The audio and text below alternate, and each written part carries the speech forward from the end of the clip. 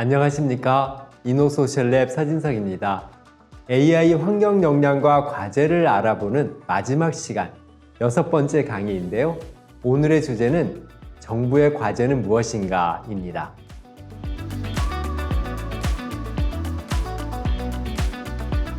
현 정부는 AI를 차세대 국가 성장 동력의 핵심 축으로 삼고 있죠.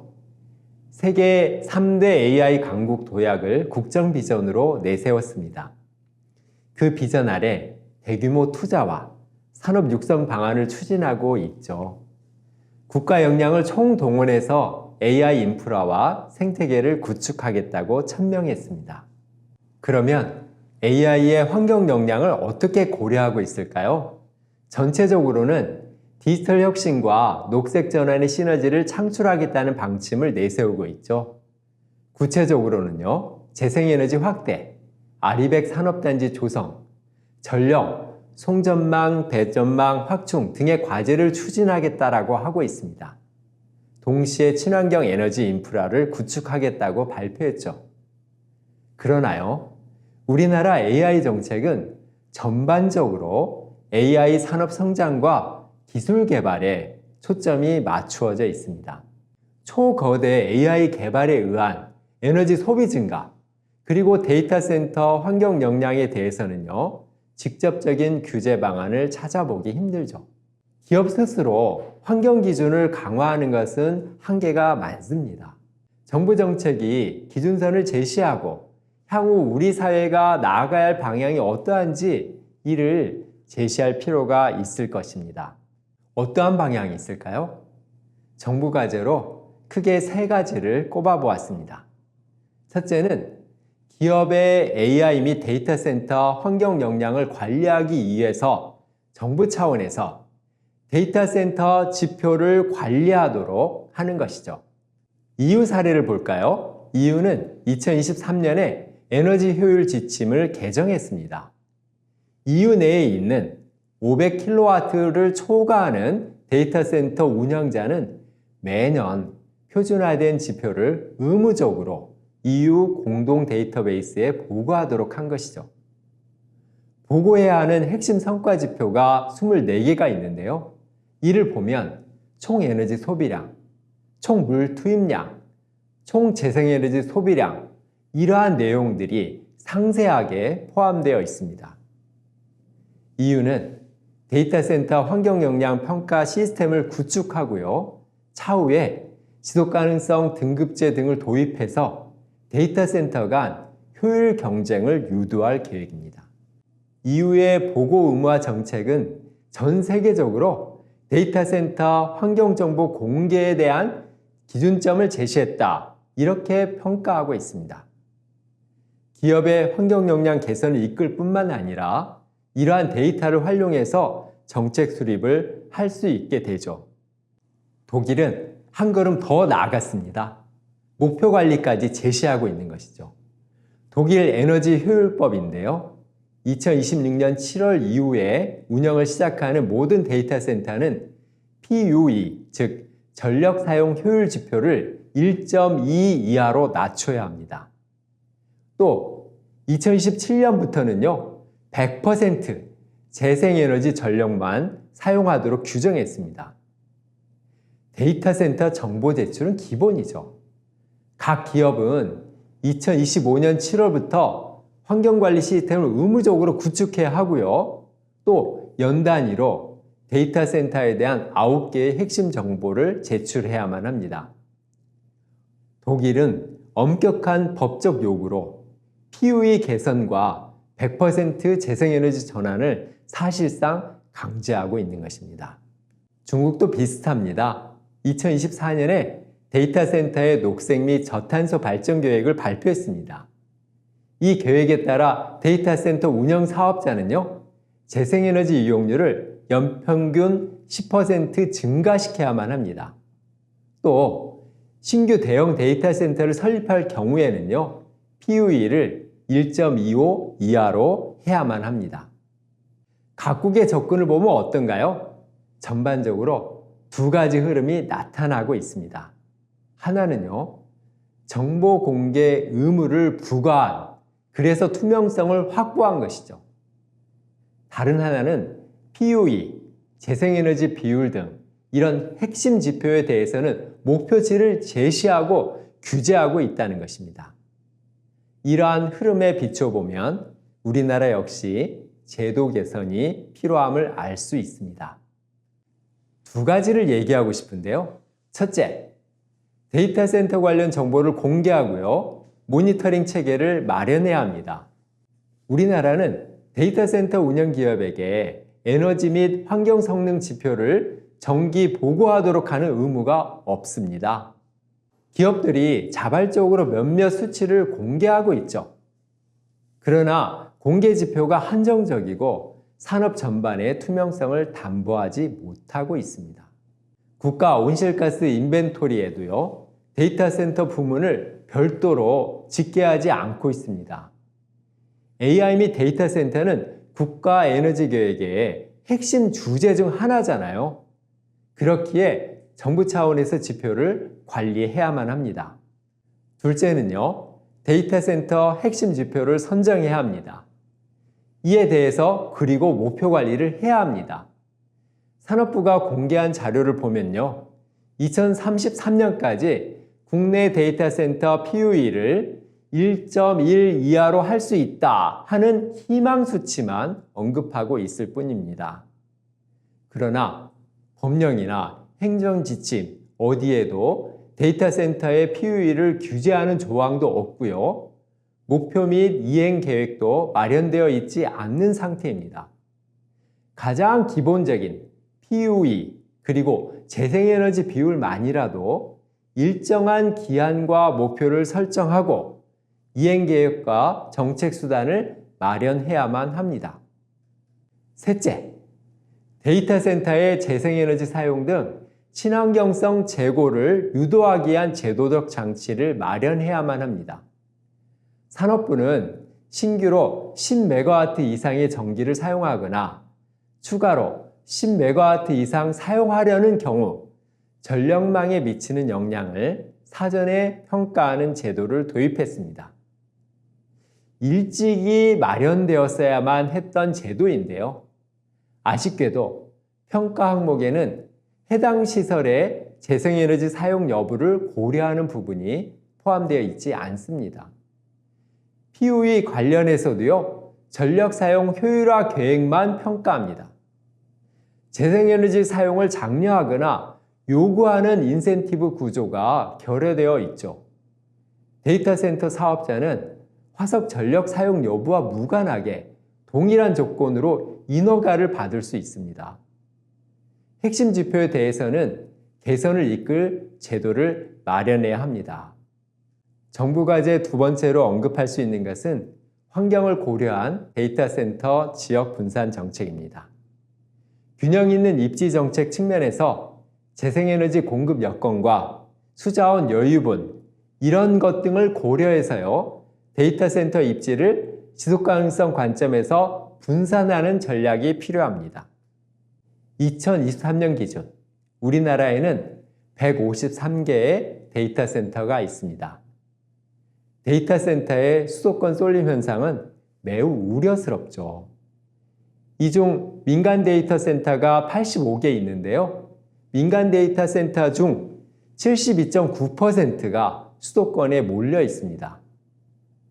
그렇다면 수도권에 있는 재생에너지 발전 용량은 얼마나 되나요? 7.1%밖에 되지 않습니다. 극명한 부조화죠. 서울로 좁혀보면 더 심합니다. 데이터 센터가 무려 40%나 있습니다. 그런데 재생에너지 발전 용량은 불과 0.3%밖에 되지 않죠. 반대로 전남과 전북은 어떤가요? 재생에너지의 37.4%를 생산하고 있습니다. 하지만 민간 데이터 센터는 1.2%밖에 되지 않죠. 데이터 센터의 수도권 밀집도를 민간 데이터 센터와 공공 데이터 센터로 나누어 보았습니다. 그 결과 민간 데이터 센터는 72.9%인 반면에요, 공공 데이터 센터는 41.2%밖에 되지 않았습니다. 비교적 낮죠. 결국 데이터 센터 수도권 밀집은 민간 데이터 센터가 주도하고 있는 것이죠. 그런데요, 향후 민간 데이터 센터가 급증할 계획이죠. 그렇다면 수도권 집중 현상이 더욱 가속화될 것이라고 우리는 예상할 수 있겠죠. 그래서 우리나라도 데이터 센터 입지 분산 정책을 쓰고 있습니다. 대표적으로 2024년 6월부터 시행되고 있는 분산에너지법입니다. 이 법에 의하면요, 일정 규모 이상의 에너지 다소비 시설 사업자는 에너지 사용량 중 일부를 분산에너지로 충당하도록 설치하고 이용해야 하는 의무가 있습니다. 그러나요, 연간 20만 메가와트시 이상 소비처만 의무 설치 대상이죠. 또 지역별 요금제 도입 관련해서는 구체적인 운영 방안이 미흡합니다. 지역 맞춤형 에너지 자립과 분산형 에너지를 실현하기 위해서는요, 추가적인 정책적, 법적 보완이 요구되고 있습니다. 지역 분산을 위해서 몇 가지 보완점이 필요합니다. 첫째는요, 현 정부의 정책 방향으로는 구체적인 이행력과 강제성이 부족할 수 있습니다. 인센티브 제공 중심 접근으로는 한계가 있기 때문이죠. 세제를 지원하고 부지를 제공한다 하는 것으로는요, 기업의 자율적 참여에 많이 의존해야 합니다. 실질적인 분산 효과가 제한적일 수 있다는 것이죠. 인센티브 외에도요, 일정 계획까지 포함해서 구체적인 규제 방안도 함께 검토해야지 이행 실효성이 높을 것입니다. 둘째는 재생에너지를 포함해서요, 환경 역량에 대한 고려를 동시에 해야 합니다. 현 정부의 초점은 무엇인가요? 전력 분산입니다. 전력 분산이지 환경 역량의 분산이나 감소와는 거리가 다소 있습니다. 경제적 인센티브 중심으로만 접근하고 있다는 점에서요, 환경에 대한 지속 가능성을 간과하고 있습니다. 재생에너지 조달 비율을 규정해야죠. 또 냉각수 사용량을 제한하거나 폐수 재이용 등을 이끌 수 있는 내용도 검토해야죠. 그리고 데이터 센터 클러스터 조성 시에 재생에너지 생산지와 가까운 지역인지 여부 또한 주요 고려사항이 되어야 할 것입니다. 마지막으로 세 번째입니다. 장기적으로 생애주기 관리 정책이 필요합니다. 데이터 센터로 인한 환경 영향을 종합적으로 줄이기 위해서는요, 전과정 평가, 즉 LCA 관점에서 접근해야 합니다. 지금까지 주로 논의한 전력, 냉각수 소비 등은 주로 운영 단계의 배출과 자원 사용에 초점을 둔 것입니다. 그러나 데이터 센터와 ICT 인프라가 환경에 미치는 영향은 데이터 센터 건설 전후까지 포함해서요, 전체 수명 주기를 확대해서 살펴봐야만 합니다. AI 시대의 데이터 센터는 서버 증설과 교체 주기가 빨라지고 있죠. 그렇기에 IT 장비의 제조 폐기 단계 탄소 발자국이 커질 것으로 예상됩니다. 한 연구에 따르면요, 데이터 센터의 탄소 배출 중에서 스콥3가 차지하는 비중이 38에서 69%까지 이릅니다. 구체적으로는요, 데이터 센터 신설 증설 시에 생애주기 탄소 발자국을 사전에 추산해서 건설 단계 배출을 최소화해야 합니다. 또한 서버 등의 수명 연장과 재사용을 장려해야 합니다. 서버 교체 주기를 1년 연장할 때요, 데이터 센터 누적 내재 탄소를 약 16% 줄일 수 있다는 분석도 있습니다. 이 밖에도요, 폐기 단계에서 장비 재제조, 재활용 이런 체계를 구축해야 되겠죠. 남은 시설을 다른 용도로 전환하거나 기존 건물 개조를 우선하거나 이런 순환 경제적 접근이 요구됩니다. 한편 AI 서비스의 에너지 효율성 지표 또한 개발해야 됩니다. 현재 AI 모델의 효율 지표는 부재한 실정이죠. 향후에는요, AI 모델 학습과 추론 시에 소요되는 전력량, 탄소 배출량, 이런 지표들을 측정하고 표준화해서요, 모델별로 에너지 효율을 객관적으로 비교할 수 있도록 해야 합니다. 최근 AI 업계에서도 이러한 움직임이 시작되고 있습니다. 대표적으로 허깅페이스죠. 허깅페이스는 AI 모델과 데이터를 개방하고 공유함으로써요, 중복 훈련을 줄이죠. 또 투명성과 지속 가능성을 추구하고 있죠. 이런 오픈 플랫폼을 운영하고 있습니다. 허깅페이스는 AI 모델의 에너지 소비를 평가하는 AI 에너지 스코어 체계를 제안하고 있죠. 다양한 AI 모델을 과업별로 벤치마킹해서요, 표준 라벨 형태로 에너지 효율 등급을 공개하고 있습니다. 이러한 에너지 소비 표준 지표가 정착되면요, 향후 기업들은 효율이 높은 모델을 사용하는 방향으로 나아갈 수 있을 것입니다. AI 및 데이터 센터 가치사슬 전반에 걸쳐서 환경 역량을 관리하는 것은 기업 자체적으로 해결하기에는 한계가 있습니다. 정부 차원에서 AI 서비스 에너지 효율성 지표를 개발하고요, 데이터 센터 건축 가이드라인도 보급하고요, AI 생태계 내 중소기업 환경 역량 감소를 위한 정책 방안도 마련할 필요가 있을 것입니다.